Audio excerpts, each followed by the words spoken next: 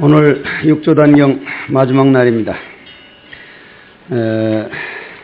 오전 오후로 나누어 가지고 참 이 150명 넘는 스님들이 이렇게 이러한 육조단경을 같이 보게 돼 가지고 오늘 아주 마치는 그러한 날입니다. 79쪽 대사은하대 선지시가 청오설 무상송하라 영여미이자 죄멸할세 영명 멸죄송하니라. 이렇게 개송으로 나오기 시작하는데, 우이는 수복 불수도 하고 이연수보이기 시도 하니 보이시 고향이 복무의 변이나 심중사모 원래제로다 하고 쭉 나오기 시작합니다. 대사께서 말씀을 하셨다. 선지식들이여, 나의 모양 없는 개송을 드리라. 모양 없는 개송이라는 건 입으로 나오는 말에 떨어지지 말고 말 속에 숨어 있는 그 육조 스님의 근본 뜻, 근본 뜻을 들어라 하는 그런 뜻이 되겠습니다. 여기에 대해서 모양 없는 개송에 대해서 잠깐 말씀드리고 넘어가야 되는데, 첫날인가 말씀드렸던 내가 용화사에서 정진을 하다가 경봉스님께 오니까 경봉스님은 앞니빨에 탈난 거라 그러고 전강스님께서는, 조실스님께서는 판때기빨에 탈난 거다 해서 그 후에 그거는 관계없이 이 수행 문제에 대해서 그 어른들이 묵인하여 했는지 묵인하지 않고 했는지는 몰라도 불교 신문에 전강조실스님과 경봉조실스님 두 분 사이에 계속 신문지상으로 세상 사람들이 보는 그 논쟁이 있었습니다. 논쟁이 있어서 가지고 우리가 그때 생각할 때는 두 분 중에 한 분은 틀렸을 것 아니냐, 한 사람은 잘못됐을 것 아니냐. 그래서 무척 회의를 느꼈고 이 화두를 정말 계속 믿고 해야 될 건가 안 해야 될 건가. 양대 선지식이 이렇게 서로 내 것이 옳다고 이렇게 주장을 하면서 서로 틀렸다고 이렇게 할 때는 이건 문제가 커도 굉장히 큰 문제다 싶었는데, 그 후에 지금에 와서 생각을 해보면은 이게 지금 도자기 뚜껑인데 이쪽 그림하고 이쪽 그림은 전혀 다릅니다. 우리 말로는 입체는 표현할 수가 없습니다. 입체라는 건 뭐죠? 전체를 말합니다. 전체. 진리는 전체인데 전체는 말로는 표현 못합니다. 우리 말이라는 인간이 이 단면밖에 모르는 인간들이 만들어 놓은 말이기 때문에 한 단면밖에 얘기를 못해요. 그러니 말로 표현하자면 경봉스님은 이쪽 그림은 이렇게 생겼으니 이렇게 해서 속지 말아라. 전강스님께서는 이쪽 그림은 이렇게 됐으니 속지 말아라. 나중에 올라가 보면 두 분이 합작을 해가지고 하나를 잘 만들어 놨습니다. 도인들이 싸움은 싸움이 아니고 한 단면을 잘 말을 해가지고 결국은 진리를 표현한 것에 불과한데 우리가 그걸 받아들이지 못하고 싸움으로 받아들였던 겁니다. 그래서 모양 없는 개송이라고 하는 것은 말은 단면밖에 말을 못하니까 말 속에 숨어있는 육조 스님이 뜻을 들으라.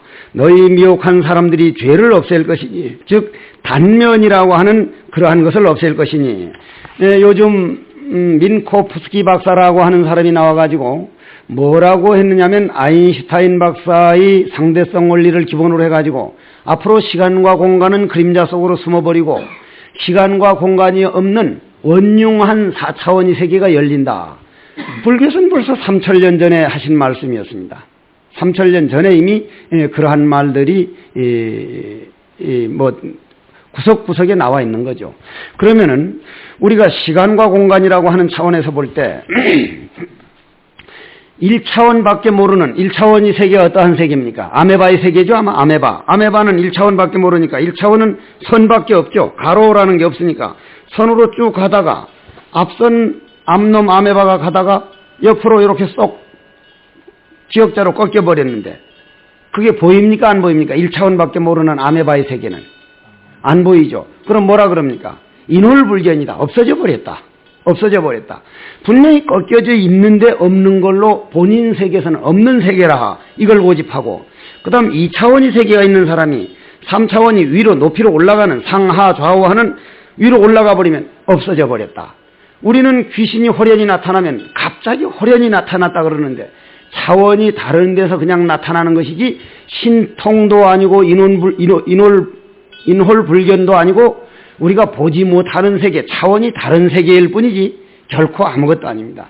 그럼 우리들이 마음의 세계는 시간이나 공간이나 이런 차원을 달리합니다. 그렇기 때문에 이건 학문적인 세계로 표현하기는 공증을 거치거나 바로 그런 데 대해서 검증을 거친다면 이미 시간과 공간 속으로 묶여버리는 결과가 되고 또 차원의 한 단면으로 묶여지게 되기 때문에 미혹한 사람들이 죄를 없앨 것이냐 하는 것은 그러한 사량 분별을 없앨 것이니 이렇게 받아들여야 됩니다. 죄를 없애는 개성이라고 하느니라. 죄라는 게 뭡니까? 결국 삿된 생각, 미혹한 생각, 바로 보지 못하는 생각을 죄라고 하기 때문에 그렇다 하는 말씀입니다. 그 다음 80쪽에 그거는 같이 한번 읽어보도록 하겠습니다. 우리가 이제 각각 읽는 방법들이 다른데 우리 불교 경전은 주로 이제 소리를 내서 우리 이제 선원장 스님께서도 강원에 계실 때 그렇게 이제 다 해보셨겠지만은 소리를 내서 외우는데 스님네도 이 나중에 선방에서 딱 정진하다가 공부가 안 되면 산을 내려오거나 아니면 뭐 다른 걸 해볼까 하지 말고 조사로 하나 옆에 놔뒀다가 큼직하게 한번 소리를 내서 읽어보도록 하십시오. 아주 소리를 내보도록 하면은 그게 생각 외로 마음을 산을 내려가고 싶은 마음을 막는 데는 한 방편 역할을 그렇게 해줍니다. 그런데 재미있는 것은 내가 어렸을 때 6살 때 서당에 다니면서 맹자왈부자유 친하며 군신유의면이 하며 부부유비를 이제 쭉 동몽편하고 논어를 읽을 때 그러한 것은 지금도 눈에 선하고 이제 기억이 남는데, 즉 하늘천 따지 가물전 누렁 하는 거 지금 상당 부분을 외우는데 천지 현황 오조 홍황 일월영책 6살 7살 때 했던 게 기억에 지금 환히 나는데 말입니다. 그 후에 어른이 돼서 머리로 따져서 코사인 S는 벡터 무슨 뭐고 사인은 그건 그냥 잊어버려. 자기 세월을 투자한 것은 머리로 따지지 않고 그냥 몸뚱이로 직접 몰두해가지고 한 것은 내 몸에 배에 들어가기 때문에 잊어버리질 않는데 머리로 따져서 이것이 옳다 저것이 옳다 야근 꾀를 써서 한 것은 그건 얼마 못 가서 잊어버립니다. 이 얘기 끝에 이 죄멸멸주의 성을 들으려면은 우리가 상총선사 얘기를 한번 듣고 넘어가야 육조단경 사상을 우리가 바로 받아들이는데 이해가 될 수 있습니다. 그리고 오늘 내가 말씀드리는 것은 이건 절대 옳다고 봐서는 안 돼요. 아, 저 스님이 걸어온 사상이 바로 저거구나. 그렇게 받아들일 수 있어야 됩니다.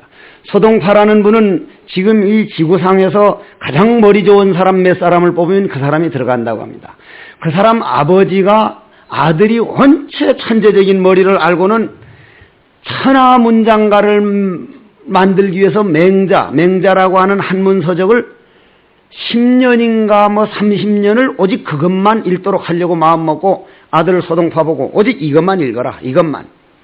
그래서 이제 하루는 오로지 맹자만 그렇게 읽는데 하루는 한문에 아주 박학한 스승이 지나가다가 너는 3년 전에 볼 때도 맹자를 읽고 있더니 머리가 오죽멍청하면 아직도 맹자만 읽고 있느냐 하니까 아니 선생님 그럼 이 맹자책 말고 더 좋은 책들이 있습니까 하니까 이런 어리석음 봤나 자네 집이 어떤 집인가 몇백 명 그냥 사돈의 8천까지 한 울타리에 살면서 자네 전용 도서실이 저기 있는 걸 모르는 거 아니까 저는 몰랐습니다. 너무 글에 몰두해 있었던 거예요. 저 문 열고 들어가 보게 엄청난 책이 자네 가문에 전용 도서실이 있네니까 가보니 엄청나거든요. 책이 탁 거두니까 이해가 안 되는 게 없는 거예요. 너무 책이 좋아가지고 이제 막 펴보는데 아버님이 어디 갔다 와보니 아들이 맹자 읽는 자리 없거든요. 사방 찾다 보니 도서실에 가서 다른 책을 읽고 있다 이 말이. 떨떨 하면서 탄식하면서 하는 말이 누가 저 도서실을 가르쳐 줬던고 천하문장가를 만들려는 꿈은 오늘로서 산산조각나고 당대의 문장가밖에 안 되겠구나. 외길을 걸어간 학문은요 천지연왕 3년도 가니 이끼연 이끼제 원호 이끼야 천자문 끝에 있는 것이 저절로 내 것이 되는구나 하듯이 3년 정도 10년 정도 몰두되면 뭐든지 거기에 물리가 나기 시작합니다. 하물며 눈에 보이지 않는 무상송 눈에 보이지 않는 모양 없는 참선을 화두를 몇 년 하고 그만두거나 몇 년 해가지고 몸 안에 꽉 차기 전에 뭔가 다른 법을 찾는다는 건 그건 정말로 억울한 일이에요. 그래서 이제 소동파가 그래 당대의 문장고로서 당성 8대 문장가에 들어가지 않습니까? 원체 똑똑하니까 젊어서 시험을 보면 되고 해서 아주 젊은 그 소장의 나이로 그 고을원이라면 조그만한 고을이 아닙니다. 우리나라만한 그런 고을원의 원님을 맡아가지고 떡 가서 원님에 부임하면서 하는 말이, 나는 나보다 더 똑똑한 사람이 있으면 이 고을을 다스리지 않는다. 그분을 딱 놔두고 나는 그 밑에서 배울 것이다. 얼마나 자신만만한 소리입니까? 참 오만의 찬소리요 아상의 찬소리지만 당당하게 어떤 놈이든지 있으면 한번 나와보라는 얘기거든요. 아무도 나올 사람이 없었답니다. 아무도. 그래서 아무도 안 나오니까, 그렇다면 내가 다스리는 이 넓은 고을 안에 도를 통한 스님이 계시느냐? 예, 상총 스님이라고 아주 도를 통했다고 합니다. 빨리 가서 모셔오너라. 당장 가서 모셔오너라. 예, 모시러 가보니까 노장님이 이제 괭이로 이제 채소를 갖고 오는데, 글쎄 이런 말씀을 어떻게 받아들일진 몰라도 우리가 앞으로 자연히 토굴에 살아가면서 자기대로 이 채전 정도는 농사 갖고 먹는 맛은 도에 이익이 있으면 있었지 전혀 손해가 없습니다. 그리고 여러분들이 목에 거는 염주, 그 염주 보리 율무가 아니고 뭡니까 그 염주 보리수, 그놈을 보리수 저 큰 나무 보리수 말고 왜 저 스승이라고도 하고 그거 있죠? 그놈을 갖고 가지고 먹물을 주면서 갖고 보시죠. 먹물. 그럼 열매가 새카만 열매가 나옵니다. 파란색인 물을 주면서 하면 파란 열매가 나오고, 쌀뜨물을 주면서 가꾸면 하얀 열매가 나옵니다. 즉 어떻게 가꾼 채소를 받아들이냐도 그것도 한 번쯤은 생각해 볼 얘기 중에 하나입니다. 그래서 옛날 노장님들은 채전밭은 꼭 당신이 갖고 먹었어요. 감자 심고 채소 심고, 그거 아주 재미있는 일 중에 하나입니다. 아주. 그래서 이제 농사를 이래 이제 짓고 있는데, 그 모시러 간 사람이 이리 가보니까 조그만하니 흐름하게 입고 농사 짓는데, 그 노장이 설마 상총 대선산 줄 모르고 야 상총 스님이 어디 계시오 하니까 이거요. 그러니까 이래서 우리 고을 원님께서 모셔오시라 그랬다고 가마를 가지고 와서, 고을 원님이 누구요 하니까 이 나라를 마음대로 쥐었다 쳤다 하는 원님도 모르냐고 하니까, 그런 말 하지 마시오. 이 몸뚱이로 볼 땐 고을 원님 다르고 일반 백성 다르지만 우리 마음의 세계에서 보면 원님과 나와 똑같은데 무슨 누가 오라가라 할 필요가 있겠느냐고 하니까, 말에 말부터 가지고 쫓겨난 스님이 원님 그깟 놈 새끼 별거 아니라고 올라면 지가 오라 그럽디다 이래 말이 붙었다 이 말이야. 뿔따구가 났다 이제 소동파가 당장 말을 준비하라 그래서 딱 100마를 타고 쫓아가서 시종들을 데리고 가려다가 혼자 그냥 쫓아가서 말에서 탁 내리면서 이제 인사를 하면서, 우리 인사를 나눕시다. 나는 이 고을 원으로 온 소동파요 하지 않고 친가요 그랬다 이 말. 친가요. 칭자는 무슨 칭자입니까? 저울 칭자입니다. 나는 저울이요. 당신 학문이 어느 정도인지 내가 저울질 하러 왔어. 그러니까 노상님이 괭이질 하다 이렇게 괭이를 짚고는 몇 근이요? 저울이라니까. 내가 한 소리가 몇 근이나 되느냐 이 말이. 그거 알 수 있습니까? 그건 알 수 없는 거예요. 그건 머리에 든 학문으로는 알 수가 없습니다. 만일 우리가 머리에 들어있는 학문적으로 요 근래 일부 학자들이 이 깨달음의 관계를 주관적이지 객관성이 없다는데, 모든 학문은 주관 위에 가설된 주관입니다. 왜 그러냐면 학문적이라는 건 그 사람 생각을 표현해 놓은 게 학문이지, 그것이 전체 진리라고 인정받은 것은 자기를 따르는 학문 학자들 간에 인정해 준 거지, 반대편에서는 그건 틀린 거다. 늘 아니라고 대립 속에서 살아온 게 학문이고, 또 하나는 학문이 이 세상을 구했다면 저 도서실에 넘어 넘치는 그 학문은 과연 어디에다가 어떻게 회양을 해야 됩니까? 학문의 문제로는 인생 문제를 해결하지를 못했습니다. 그래서 부처님은 이렇게 말씀을 하셨죠. 학자들은, 정치가들은 이 세상은 썩었다 그런다. 이 세상을 바꿔야 된다 그런다. 그러나 이 세상은 썩은 일이 단 한 번도 없다. 썩은 것은 썩었다고 하는 그대들 마음이다. 그 마음만 바꿔버리면 이 세상은 항상 평화로웠다. 부처님은 늘 근본을 따져 들어갔고, 학자들과 정치가들은 근본을 놔둔 채, 자기는 개체 놔둔 채, 근본이란 자기입니다. 자기는 항상 괜찮고 다른 놈을 고쳐야 된다. 그건 영원히 고치지 못하는 방법입니다. 그래가지고는 몇 건이나 되는가? 확 맥혔습니다. 그러나 큰 그릇은 다릅니다. 무릎을 딱 꿇으면서 하는 말이, 내 평생 내 머리에 든 지식으로 대답 못한 문제가 하나도 없더니 제 머리에 들어있는 지식을 가지고는 대답을 못하겠습니다. 왜 그러냐? 왜 그럽니까? 우리 머리에 들어있는, 여러분들 머리에 들어있는 지식과 이 가운데는 개를 일찍 받아가지고 다 참 큰 뜻을 가지고 선방에서 정진하다 뒤늦게 기초선언에 들어온 분도 있고, 학문적으로 말하면 나보다 훨씬 사회학문을 아주 인류대학에서 많이 한 분도 계시지만은, 그런 분들이 들어있는 머리에 있는 지식이나 내 머리에 들어있는 지식은 거의 99.9999999 이건 내가 3일 동안 해도 이거 안 끝날 수 있지. 999999 그런 99%까지도 남의 지식을 빌려온 것이지, 지동설은 갈릴레이 지식을 빌려온 거지 내 눈으로는 땅덩어리 돌아가는 걸 난 아직 확인을 못 해봤어. 상대성 원리도 아인슈타인 박사의 원리를 내가 빌려다 쓰고 있지, 내가 상대성 원리를 나는 아인슈타인 박사 한 걸 다 모르고 있습니다. 나만 모르는 줄 알았더니 아인슈타인 박사 전기를 읽다 보니 아인슈타인 박사의 상대성 원리와 일반 상대성 원리와 특수 상대성 원리를 완전히 이해한 사람은 그 당시에도 12명밖에 없었다고 합니다. 12명밖에.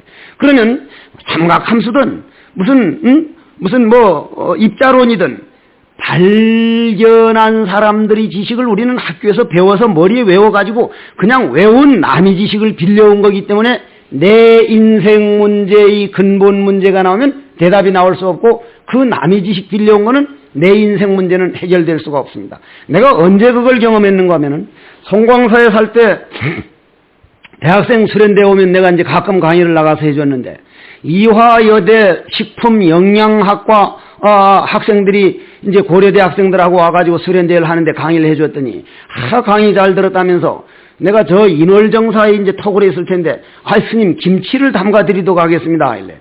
그 멍청한 생각에, 이화여대 식품영양학과 학생들이 김치를 담그면 이 김치는 이건 믿어도 되겠다 싶어서 고맙다고 이제 담가 달라고 해서, 여러분들 김치는 1년 농사요. 토굴에서는 1년 농사라. 그거 없으면 그건 신세 조지는 거요.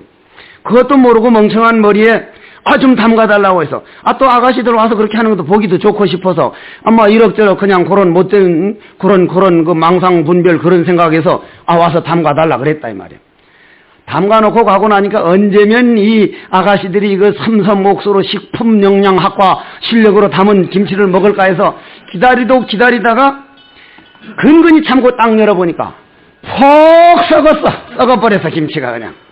빌어먹을 놈의 새끼들 한 일주일 줄 설사를 하라고만 축원을 할까 하다가 왜 썩었는지를 몰랐는데, 날씨가 그날 추우니까 배추를 끓는 물에 씻었대요. 끓는 물에.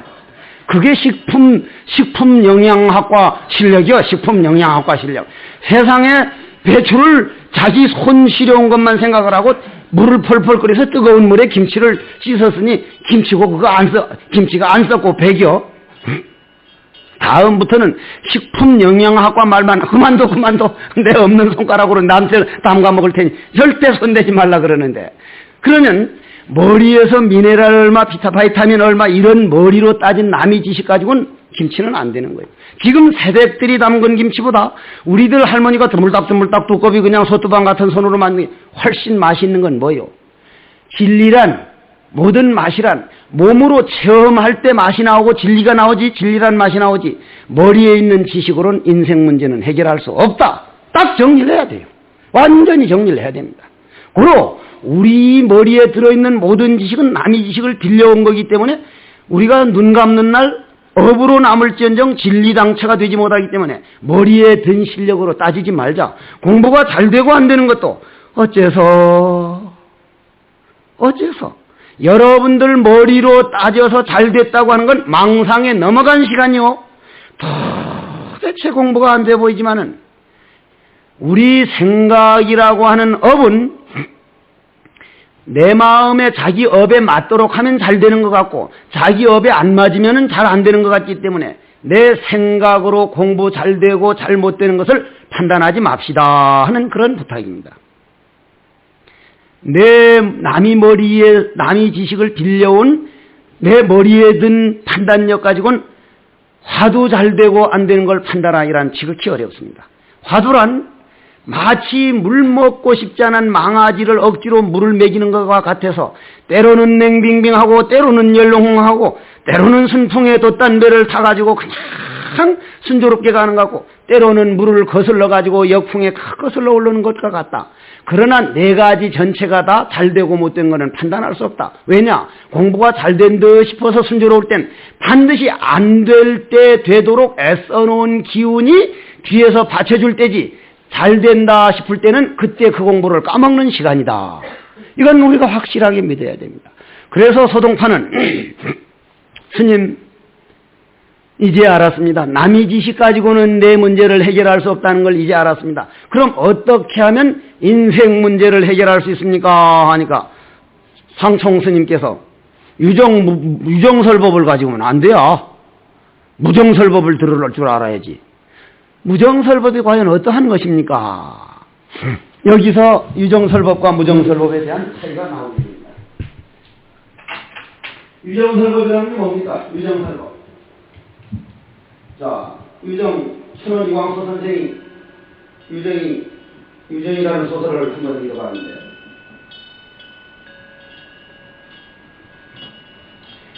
유정이라고 하는 것은 아닌가? 무정이라는 것. 그럼 유정이라는 것은 모양이 있는 세계의 세계입니다. 모양이 있는 세계.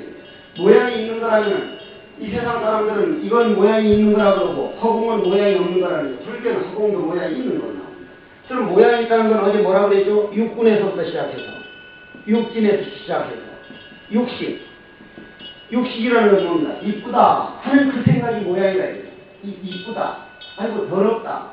그럼 한 생각 일어나는 것도 불교에서는 유정이라고 그러고, 무정이라는 것은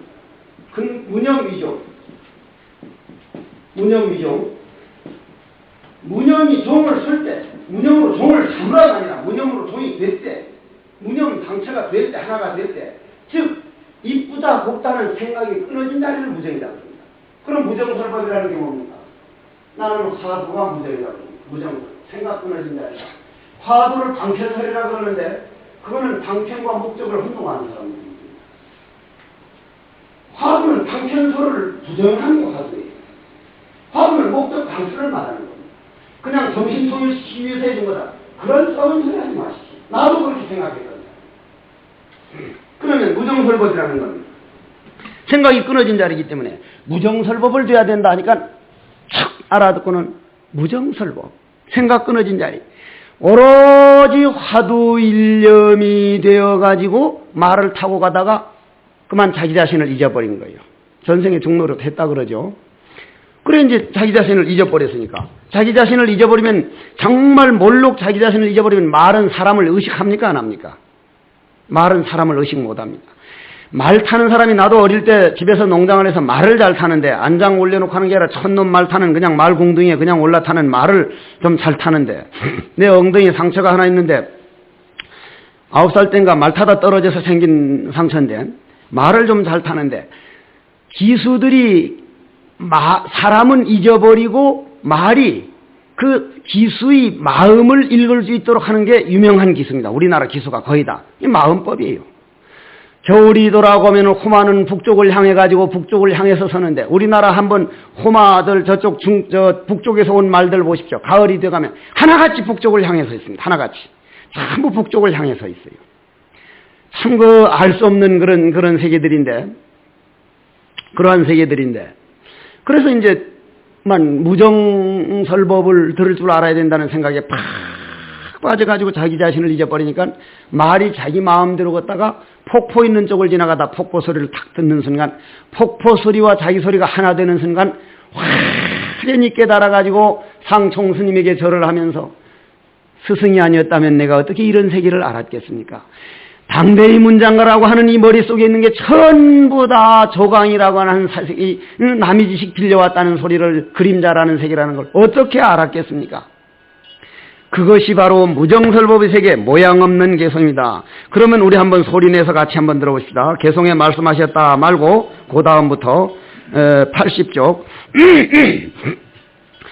어리석은 사람은 복은 닦고 도는 닦지 않으면서 복을 닦음이 고토라고 말한다. 보시하는 곳 끝이 없으나 마음속 삼업은 원래대로 남아있도다. 만약 복을 닦아지를 없애고자 하여도 뒷사생에 죄가 따르지 않으리요. 만약 속에서 죄의 반열 없을 줄 안다면 저마다 자그의 성품 속이기 참된 참회니라. 이까지만 합시다. 참 얼마나 좋은 말씀입니까? 이러한 글을 대할 때는 우리가 내 당대에 이러한 스승을 먼저 가셨지만 내 스승으로 모시고 이러한 사상을 배울 수 있는 내 과거, 내 인생이 아름다우며 내가 과거 전생에 이런 원을 세워가지고 이런 사상을 가까이 해볼 수 있다는 건 그건 정말 우리들 복입니다. 저는 스님들을 비교적 내 상자들이 있지만 두려워하는 편인데 일반 신도들 강연이나 이런 데는 좀 당당하면서도 스님들 할 때는 언젠가는 내가 저 스님들께 배울 때도 오겠지. 이 얘기 한마디 잠깐 하고 넘어갑시다. 옛날 어떤 스님이 당신이 공부를 하다가 결국 깨치질 못해서 확철대오를 못해서 확실히 길은 알았는데도 역량이 모자라니까 상자 하나 도인 만들어 보려고 어디 가서 산삼을 하나 사왔어요. 산삼 알죠? 산삼을 영양 분석해보면 영양가가 나옵니까? 안 나옵니까? 미생물학적으로 분석해보면 안 나옵니다. 그게 과학의 한계예요. 그래가지고는 산삼은 그거 안 나옵니다. 상자를 데려다가 이 산삼 3천만 원 줬는데 말이요. 이거만 먹으면 막 힘이 솟아오르는데 이걸 그냥 일단 먹으면 힘이 솟아올라서 일주일인 성불 할 수 있다 해서 내가 이거를 밭을 팔아서 이걸 사왔지. 이걸 내가 먹고 이번엔 막 확 철대어 해버릴 거니까 누구도 넘보지 마라. 그리고 산삼은 보는 놈이 주인이요. 먼저 보는 놈이 먹어야 돼요. 그러면서 이거 너 잘 지키고 있어. 내가 잠깐 화장실 갔다 올 테니까 이거 너 잘 지키고 있어. 너 이거 건드리면 안 돼. 그러니까 보는 놈이 주인이라 그랬죠 아까. 산삼은 보는 놈이 주인이야. 먹어! 만나길래 먹어버려. 일단 스님네도. 그래 이 노장님이 이제 산삼을 놔두고 화장실 가서 이놈의 새끼가 먹는가 안 먹는가 먹어주기를 바라는 거 아니야 지금. 먹어주기를. 이 먹는가 안 먹는가 자꾸 그러니까 이놈은 스승님 건데 이걸 먹어야 되나 말아야 되나 먹어야 되나 말아야 한참 안 오니까 노장은 바깥에서 이놈의 새끼 먹은 다음 들어가야 되는데 이거 안 먹으니까 기다리다 먹는 소리가 나니까 문탕 산삼 어디 갔냐. 제가 먹었습니다. 이 나쁜 놈 새끼 밧줄 가져와. 기둥에다가 딱 묶어놓고는 이 새끼야 힘으로는 안 되니까 묶어놓고 패야 할 거 아니야 이 말이요. 나도 내 상자 중에 이남이라고 우리 문 중에 왕뚱뚱인데 내가 뚱뚱하지 못하니 난 뚱뚱한 사람을 좀 좋아하는 편이야. 근데 저놈을 내가 패드리시면 묶어놔야지. 힘으로는 안 될 거 아니야. 일단 묶어놓고 패야지. 난 아직 상자 한 차례 안 때려봤는데 노장님이 밧줄 가져오라 해서 기둥에다가 완전히 탁 묶어놓고는 왼뺨 때리면서 산삼값 내놔라 그럼. 네가 산삼값을 못 내놓을 바에는 그럼 깨달아서 나한테 한마디 해서 날 제도해라. 산삼값 내놔 이 자식아. 산삼값 왔다 갔다 하다 또 패고 하니까 밥을 딱 갖다 먹여주면서 밥은 먹여놓고 패야지 하면서 먹여놓고는 또 패고 하니까 이놈이 열불이 받친 거야 나중에. 이놈은 노장 두고 보자 해서 어째서 하고 조금 졸아가면 산삼값 내놔 이 자식아. 산삼값 조금 졸아가면 또 산삼값 내놔 이 새끼야. 나중엔 열불이 받치다 49일 넘어가니까 완전히 내가 누구인 줄 몰라버리고 밥은 먹여주고 하니까 완전히 일념으로 딱 들어가니까 문 앞에서 그냥 누가 못 들어오게 지키고 섰다가 하고 소리를 지르더니만은 밧줄 풀어라 그러거든. 자기는 모르는 거야. 앞에 와서 저를 딱 삼배하면 스님 이대로 머무르지 말고 일일이한 스승이니 가서 한번 점검 받고 하십시오. 제자한테 절을 했다는 거예요. 여러분들이 그런 스승이 있었으면 하지를 말고 그런 스승을 만들어요. 정말 여러분들에게 자기 인생을 바칠 수 있는 건 여러분들이 만들어야지 상대방에서 오기를 먼저 기다리지 말자는 얘기. 그러면은 어리석은 사람은 복은 닦고 돈은 닦지 않으면서 복이라는 것은 모양 있는 것이고 여기서 무슨 이렇다고 여러분들이 수자들이 또 하나 좀 조심해야 할 일 중에 한 가지는 복 닦지 말라면 뭐가 시시껄렁한 그런 복 얘기하고 있어. 시건방진 소리들 하지 말라 그래. 복이 무엇이고 도를 뭐고 알고 이런 글을 받아들여야지 뭐 그따위 복 얘기하느냐고 뭐 그따위 기도하는 얘기하느냐고. 그러한 사상이 있는 한은 이 공부 순수하게 받아들이기 어려워. 분명히 바로 사상체계가 정립돼야 되지. 어리석은 사람은 복은 닦지 않고 도는 닦지 않으면서 복은 닦고 도는 닦지 않으면서 모양 있는 것은 무언가 해달라 찾아가면서도 정말 내가 남에게 무엇을 할 것인가 이건 찾지 않으면서 이러한 차원에서 복과 도를 받아들여야 되지. 나와 남이 분간된 상태에서 내 속에 다른 복을 만드는 이런 것을 경계한 거예요. 이게 복을 닦음이 곧 도라고 말한다. 응? 세상에 내 속에 무언가 군더더기 지식을 채우고 뭔가 채워달라고 하는 것을 도라고 말을 하고 있다. 보시 공양하는 복이 끝이 없으나 남에게 보시하고 주고받고 하는 공양하는 보시라는 게 뭡니까? 남에게 주는 거예요. 주는 거. 주는 건데 내가 내 은사 스님을 어려서부터 모셨는데 우리 스님은 뭐 달라 그러면 안 주는 법이 없었어. 내 상자 중에 하나가 스님. 스님 그렇게 달라고 하는 대로 차랑 뭐랑 다 줘버리면 우리는 어떻게 합니까? 이래. 그런 말 하지 마. 주는 게 받는 거요. 그건 몰라 그렇지.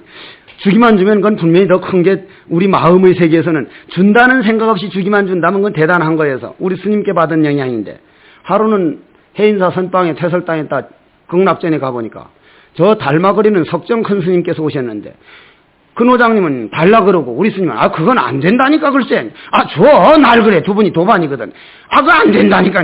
날 달라니까 해서 누자인 도장이 달라 못 준다 달라 못 준다 해서 야따 우리 스님도 안 준다고 하는 게 다 있네. 그 별일 다 있네 싶어서 스님 뭔데요? 달력을 달라 그러잖아. 달력을. 나는 이상하다. 달력 하나 그까지 줘버리면 될 텐데. 스님 달력이 어떤 달력인데요? 그러니까 이 10월달이 그림 봐봐. 이 그림이 뭐가 그려져 있는 거니까 암도깨비 숫도깨비가 그림에 12월달 달력에 그림 그려지죠? 그죠? 달력에 사진이나 그림이나 그려가지고 그 밑에 글자 이렇게 써 있지 않느냐 이 말이요. 그 그림 내용이 12월달 그림 내용이 암도깨비하고 숫도깨비가 숫도깨비야 하니까 왜 불러? 저 인간 새끼들 적어보라고. 작년에도 정월 30날 금년엔 뭐하고 잔뜩 계획만 세워놓고 반도 안 지켜놓고 유야무야 내버려놓고 금년에 또 뭐하고 또 계획만 세우고 있다고. 저것들 웃기게 그제 하니까 숫도깨비가 이 멍청한 암도깨비야. 인간들은 평생 저 장난하다가 일생 다 보낸 거요. 저것들은 응당 그러려니 하고 봐야지. 저거 웃기는 건 옛날부터 웃겼어. 그 그림이 너무 좋아서 한 노장님은 달라. 한 노장님은 걸어놓고 내가 도깨비들이 손가락질을 하는 삶을 살아서 되겠느냐. 한 번 세운 건 정말 지켜보자. 그 글과 내용 그림이 좋아서 서로 달라느냐 안 주느냐. 스님 이거 가져가면요 멧돼구가 바로 영인돼서 나옵니다. 이거 줘도 됩니다. 그러니까 고기와 똑같이 나와. 이거 똑같이 나옵니다. 이보다 더 잘 나올 수도 있습니다. 그러니까 거짓말하고 있네. 스님 그럼 저 잠깐만 빌려주십시오. 이거 똑같이 한번 나오는 거 안 나오는 거 스님 저 믿지 않습니까? 이거 찢어지거나 나면 그냥 가만 안 둔다. 걱정 마십시오. 꼭까지 가지고 와가지고 진보는 놔두고 가짜를 가져가니까 이거 제대로 가져왔네 하니까 원본은 스님 이게 진짜입니다. 이건 가짜고 하니까 이거 꼭 같네. 그러한 우리 도깨비들이 웃는다는 얘기는 우리 마음속에서 우리 인격이 정말 내가 화두에 바치리라. 여러분들 비국에 받을 때 선망 조상들이 와서 춤을 추는가 안 추는가 여러분들이 먼 훗날 알게 됩니다. 여러분들이 개 한 번 받을 때 조상들이 춤을 추는 시간이요. 내 자손에게도 저런 훌륭한 수행자가 나온다니. 일자 출가의 구족이 생천입니다. 정말 구족이 생천이에요. 그런데 그럴 때 인격은 정말로 기뻐하다가 될 대로 되라고 내버려. 자기가 서운 세원을 내버릴 땐 도깨비가 웃는다는 건 우리 인격 참나가 피눈물을 흘린다는 그러한 소리입니다. 마음속 삼업은 원래대로 남아있도다. 복을 닦지 않아 죄를 없애고자 해도 뒷사상에 복은 얻으나 죄가 따르지 않으리요. 그림자가 복일진데 그림자는 따르게 마련입니다. 이것은 아주 소중한 우리 가르침 중에 하나인데 만약에 마음속에서 죄의 반연을 없앨 줄 안다면 내 마음 그냥 그림자 없는 마음 당처가 아니고 그 그림자인 업식을 본래 없는 자리를 볼 줄 안다면 저마다 자기 성품속이 참된 참회니라. 죄가 없는 걸 봐버리는데 참회란 그냥 바로 되는 게 아니라 그냥 그것이 참회인데요. 만약 대성의 참된 참회를 깨치면 사됨을 없애고 발음을 행하여 죄가 없어지리라. 그림자 없는 법 어째서 이 먹고 하는 그 자리에 무슨 그림자가 있으며 무슨 생각이 따를 수 있느냐. 도를 배우는 사람이 능히 스스로 볼 줄 알면 보면 곧 깨친 사람과 더불어 같도다. 81쪽에 오조께서는 단박 깨치는 가르침을 전하시면 배우는 사람이 같은 몸, 한 몸 되기를 바라서이다. 뭔가 당신 사상을 주장하는 것도 아니고 당신이 깨달아 보니 방아 찢는 행자로서 우주 대진리를 깨달아 보니 누구나 할 수 있다는 걸 확연히 깨달으시고 당신과 같은 그 우주의 진리 하나가 되기 위한 바람이다.